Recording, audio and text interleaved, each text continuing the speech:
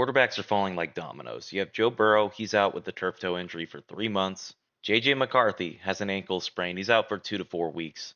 And Justin Fields is out week 3 with his concussion. You also have Brock Purdy's questionable with the shoulder and a toe injury. We don't know what's going to happen with that. And Jaden Daniels is in doubt for week 3 with a sprained knee. So a bunch of different things happen with the quarterback position. We'll be looking at all 14 of these different teams in our redraft league and ranking them based on projections for week 3. In last place, we have Richie Snaith Sr.'s papa, just like last week. Tyron Tracy looks very concerned. He was limited today in practice. That's not my concern. My concern is the 5 attempts for 15 yards. Very low snap percentage. It might be due to injury, but since you're starting against the Chiefs, who desperately need to win, you're probably going to be behind. You're not going to be running the ball, and this is going to be a big concern. We have to be monitoring Tyron Tracy's usage in comparison with Cam Scattaboo, because if we don't, Tracy's going to be the backup potentially. And if you're not prepared for this, you're going to be in a world of hurt, especially if you look at this team with no backups at the running back position. Luckily for him, we aren't even talking about his backups, but his starters are dog shit. Zach Charbonnet got 1 point out of 15 attempts. They tried making Charbonnet work, and he had less than a yard per carry against the Steelers. The Steelers is probably one of the toughest defenses in the league in terms of running the ball. So I'm not going to be dogging on Charbonnet too much. However, we need to be concerned about the long-term usage, so that's why he's at number 14. I'm not moving Collins, not moving Stroud, but we need to see them produce if they want to be lifted up to a higher echelon, a higher tier. Brock Bowers did like fine. I'm not moving him down, especially considering his injury. With number 13 going all the way down, we got Evan. Evan's team is in shambles. So Lisa's receiver room is. Josh Allen, I'm not moving down, even despite his 11-point game. He's going to play Miami on Thursday. It's going to be probably a bloodbath.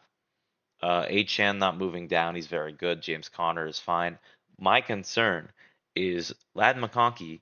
He didn't practice Wednesday with an arm injury.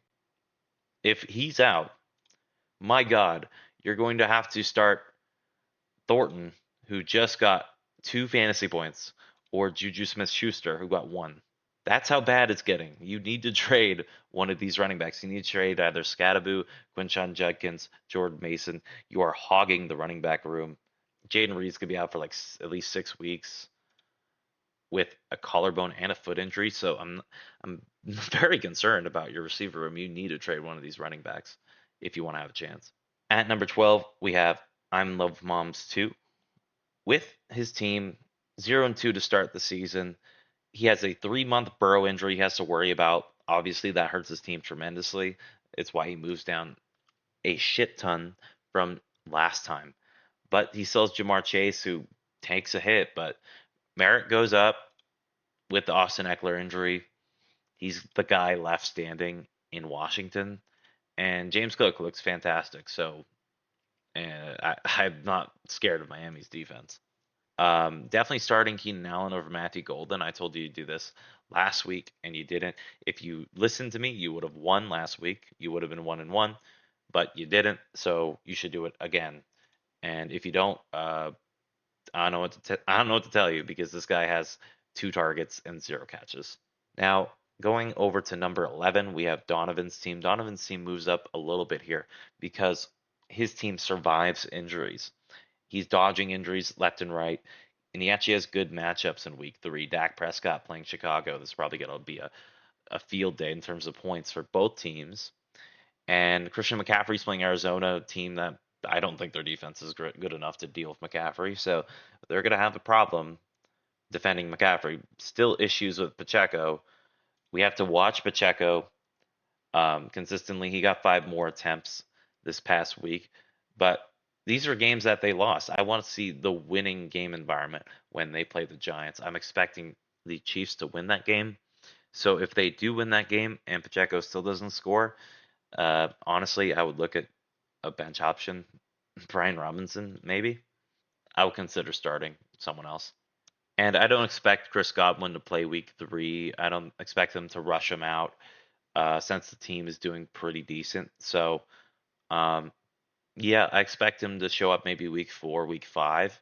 But if he is playing week 3, I would consider starting him even over your players right now. Like I would start him over maybe Palmer and Downs, but that's it. At number 10, we have Richie Snaith Sr. And if we look at Richie's team, he's 1-1. Bijan, Hampton, still an elite running back room for the future, but Hampton does have that fumble in the fourth quarter. I think that just saved Najee's season in terms of fantasy outlook. They're going to play Najee more, knowing that they can trust Najee Harris with the ball, even if Hampton's a better running back. I still think Hampton is like a startable player, but easily starting Kenneth Walker over him at this point. And Aaron Jones is on IR. You don't have to deal with that anymore. But definitely start Zach Ertz over Evan Ingram. I don't know what's going on with him. He misses Wednesday's practice. I think it's a red flag. Go get Zach Ertz. The dude's got touchdowns back to back weeks now, and he's playing the Raiders. At number 9, the best 0-2 team in the league, certified Drake lovers. He's 0-2. Look at this team. Genti, I think, could potentially come back. And of course, you start him each and every week, no matter what. Bo Nix playing the Chargers. It's a tough defense. I don't know if they're going to be able to produce. But you still have McBride against San Francisco. Jawan Johnson is a waiver pickup against Seattle. That's a really good waiver pickup. But you're starting 2 tight ends. I would look to trade one of those tight ends and maybe get a better value at receiver. But otherwise, Tony Pollard looks good. Brian Thomas Jr. has been a big disappointment, but again, he's playing Houston. This is the game that he would pop off in. So we'll see if he can, or maybe they have issues with him getting open. Maybe Trevor Lawrence is in a whole different rhythm. But they need to get Brian Thomas Jr. working if they want to win against the Texans. Yeah, but that was the final 0-2 team. Now we go ahead and we look at Salty Beaner at number 8. He's a 1-1 squad. He has Jaden Daniels is questionable. At this point, I think it's a red flag enough to where you can go ahead and say, yeah, he's in doubt week 3 with the sprained knee. Maybe we decide to put in Patrick Mahomes, the other elite quarterback that you've had on the bench, that he's not been able to produce for your team. This is the week that you put in Mahomes over Daniels just to make sure. Like Mahomes is going to do well against the Giants. I'm not concerned about that. I would play Mahomes over Daniels just in case of the injury, and even if he's healthy, they might have some sort of limited snap sort of deal. I don't want to deal with that in week 3. Just play Mahomes against the Giants. It'll be better for you. Otherwise, I'm at the position where you should be starting Bashal Tutin, even if he's limited Wednesday with the shoulder injury, over Jaden Higgins. I think Higgins has been somebody you need to see before you start, and he has 3 fantasy points in week 2. He gets the 1 target for 28 yards. He's not somebody that you're interested in. He doesn't really get the volume or the snap percentage that you need. And if you look at Tootin, there's no more Tank Bigsby. So he is a 2-man running back. It's ETN, it's Tootin, and Tootin's going to take some more work from ETN as the time goes on. He's just a rookie. That's how it works. Otherwise, I think your team is set. Just start Tootin over Higgins. Now we're moving on to the top 7 teams. These are the 7 teams I think you need to watch out for when you get to the final weeks of the season. We'll start with Benedetti 91 here. And Puka Nacua has the best receiving line. Uh, I mean, he doesn't get the targets as much as last week, but he looks like the wide receiver 1 in the NFL right now. Shoehorn him in, never bench him. I think you should be very confident with your receiver room. That is, if Jalen Waddle plays, he's questionable with a shoulder injury. So if he plays, definitely start him. They're playing against Buffalo. If not, I would go ahead and just throw in like Alec Pierce. And while we're looking at the bench, we have to talk about Brock Purdy, who is going to be injured this game at the very least. He's either playing through an injury with the left shoulder and the toe, against Arizona, or he's going to not play at all. So I'm definitely starting Bryce Young over Brock Purdy, who's injured. And at this point, I am ready to throw in the towel. T.J. Hawkinson gets the 3 targets with 1 catch against Atlanta. The Bengals would be the matchup where Hawkinson pops off. You need him to do something. But since J.J. McCarthy's injured, we have to fade him quite a bit. And we are going to be throwing in Tucker Kraft. In my opinion, we should be starting Tucker Kraft over TJ Hawkinson at this point. He looked great. He had the touchdown, 7 targets, 6 catches, 124 yards. He looked like one of the best tight ends of the league in week 2. I watched it against the Commanders, and I mean he was dominating. So I think you should be very confident with what you have in the tight end room. Just make sure to bench Hawkinson in favor of Tucker Kraft. Here we go. Number 6, I'm going to go with the 2-0 5-6-2 Wrigley's team here. We have Lamar, Nick Chubb, Chase Brown. The thing is with this team, we need to be watching out for the Xavier Worthy shoulder injury, who he's limited Wednesday. If he plays, you start him over Alec Ayamanor, and I'm a guy who loves Alec. I think he's a really good player that you could have drafted in like the 16th round and got some value out of him. So it's good that you have him on the roster right now, but just make sure to look for Xavier Worthy and see if he's injured or not. Lamar Jackson might be the quarterback 1 this week, playing on Monday night against the Detroit Lions. They're probably got to score a bunch of points against the Lions. This is going to be one hell of a game. I'm going to love this game and start him with confidence. And we need to be watching the Emeka Egbuka injury. He has a hip groin. He's not practicing Wednesday. Of course, you still have to be watching the Xavier Worthy injury. So you have a couple of receiver injuries you have to be watching to see who you should start, who you should bench.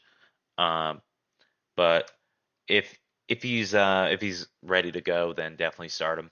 And Nick Chubb, honestly, looks pretty legit. I mean, he gets the 12 attempts, 43 yards, and the touchdown. He gets the 53% snap share. He looks like, at the very least, he's inside this offense. He's the RB1 in this offense. Woody Marks is there, but I don't think Woody Marks has gotten that level of snap percentage and attempts as Nick Chubb has. So yeah, start him with confidence in week 3 against Jacksonville. Once we have Joe Mixon coming back, it might be harder to start him with confidence.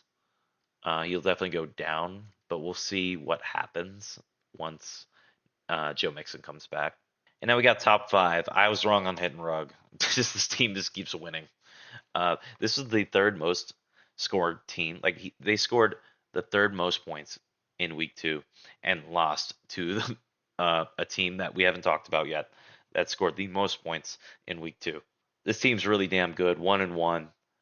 I would recommend first things first, trade a quarterback. Look to see what you can get for Jalen Hurts. Look to see what you can get for Cam Ward because I don't think you should have Goff, Ward, and Hurts, knowing how good all 3 of them are and how devastated the NFL is with quarterback injuries. I think you can get a good deal. And I'm not rating Amon-Ra St. Brown higher than I used to, even with him getting 3 touchdowns and looking amazing. It's the Bears.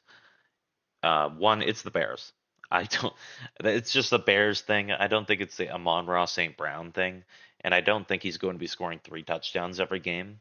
Obviously, a great game for him, and he scores you 34 fantasy points, almost 35 fantasy points.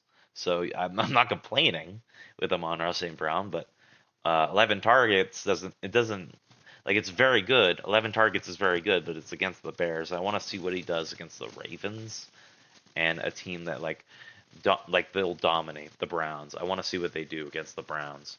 And Jonnu Smith scores about 4 fantasy points with 4 targets. I'm fine with you starting Jonnu Smith in Pittsburgh against the Patriots over a guy like Chigakonkwo.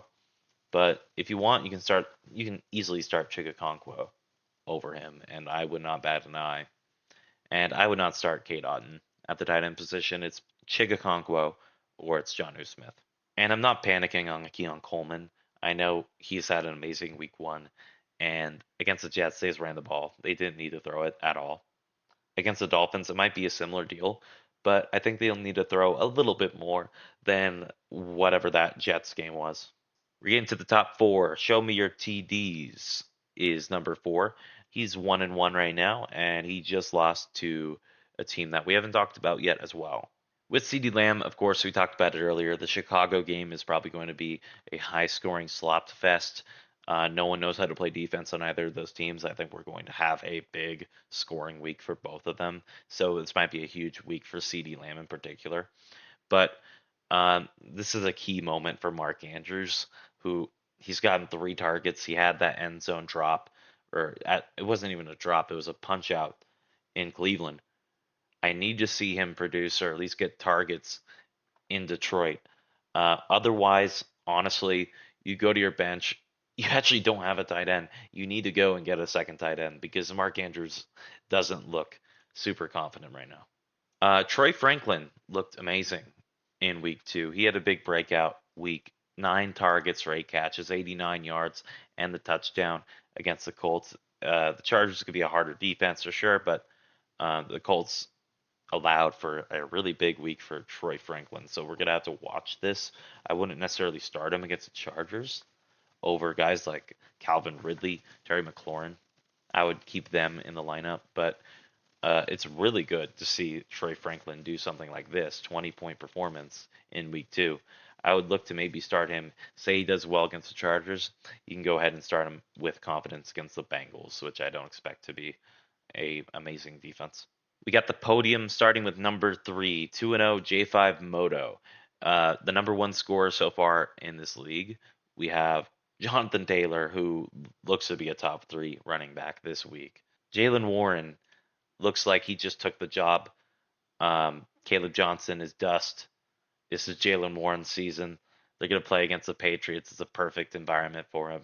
So he's going to have a great game, I'm sure. And Jake Ferguson gets 12 targets in this game against the Giants. And it's not like you're playing against a tough defense next week, playing against Chicago. You know what the Lions did to them. This is going to be one hell of a matchup, and I think Ferguson's going to profit. Now, reasons as to why I'm not putting him number 1. Jefferson should go down a little bit. He's playing the Bengals, but this is going to be some slop fest where you have Jake Browning in, and then whoever the hell is the backup in Minnesota. I'm personally avoiding Vikings in general, but definitely start Jefferson. Like Jefferson's way too good to bench for sure. And Travis Hunter, if you look at the skills that he has, I can't bench him, but he's not producing in fantasy, not right now, not as a rookie. Yeah, I have to see him play against Houston. I'm very iffy on the Jaguars, knowing how bad BTJ has been, and Travis Hunter hasn't been producing as much as he really needs to in fantasy football. So I'll go ahead and look. I wouldn't be happy to start Travis Hunter in week 3. Thing is, with this team, he has no backups that's really worth it. So I can't go ahead and say, oh, start Adam Thielen over him. Can't do that. So go ahead, start Travis Hunter, and definitely start Devontae Adams. He looks pretty damn good. And they're playing Philly, so they might have to throw the ball a ton. With the second place position, we'll go Mar 50-50 here. And he beats my prediction on Show Me Your TDs. I expected the other team to win, and he went ahead and got a tough win. So that's very good for him. I'm not panicking on Sam Laporta, who's going to be playing against the Ravens. I do want to see how he does, and we have to monitor the situation since he was dealing with an injury at one point in the game. He did get carted off. I'm not panicking on Laporta. I'm not panicking on Shakir, who the Bills just did not need to throw against the Jets at all. Maybe they have to throw against the Dolphins. Who knows? And Malik Neighbors shows that his talent is so good, and if you play Dallas each and every week, he'll be the wide receiver 1 in the NFL. But I don't expect Russell Wilson to be throwing as many times as he did and have that crazy game environment in that fourth quarter. One of the craziest games of the year, probably the second craziest game of the year I've seen so far. Obviously, that Bills Ravens week 1 matchup was just pristine, but this matchup was crazy too. So hopefully we see some more of that for Malik Neighbors' sake with Russell Wilson throwing the ball a bunch. And this is the week that you want to see that against the Chiefs, a team that have been struggling. They kind of need to throw the ball against the Chiefs, thinking they'll be behind.